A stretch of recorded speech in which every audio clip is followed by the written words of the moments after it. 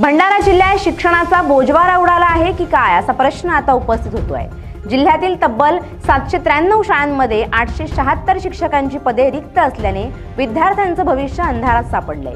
या गंभीर प्रश्नावर आता जिल्हा परिषद प्रशासन आणि पदाधिकारी आक्रमक झाले असून राज्य सरकारला थेट उपोषणाचा इशारा देण्यात आलाय। प्राथमिक आणि माध्यमिक अशा एकूण 793 शाळांमध्ये शिक्षकांची कमतरता आता चिंतेचा विषय ठरते। वारंवार सरकारकडे पाठपुरावा केलाय, पण अद्याप रिक्त पदांच्या भरतीबाबत ठोस पावलं उचलली गेली नाहीत।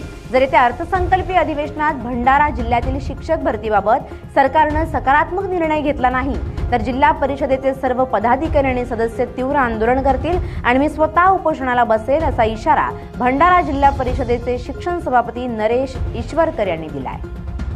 प्रशासनाकडे आम्ही वारंवार मागणी करत आहे। मागे आपल्या जिल्ह्यामध्ये महाराष्ट्राचे शिक्षण मंत्री आपल्या जिल्ह्यात सुद्धा आले होते आणि त्यांना सुद्धा आम्ही संपूर्ण माहिती दिली आणि त्याची जाणीव शासनाला सुद्धा आहे, नसे असा नाही। परंतु आधीच्या काळामध्ये तुम्ही बघितले असाल का प्रत्येक विषयाला शिक्षक मिळायचे। आधीच्या काळातल्या ज्या लोकांनी आमच्या आजोबा पंजांनी शाळा गावाला शाळा सुद्धा नाही मागितली तरी त्यावेळेस त्या राज्यकर्त्यांनी शाळा दिलं, ग्रामपंचायत दिलं, दळणवळणासाठी रस्ते दिलं आणि ग्रामीण भागाचा कसा एक विकास करता येईल यासाठी आधीच्या काळामध्ये ह्या सर्व सुविधा उपलब्ध करून दिलं। आज आपल्या जिल्ह्याच्यातल्या पूर्ण महाराष्ट्राची दयनीय अवस्था आहे।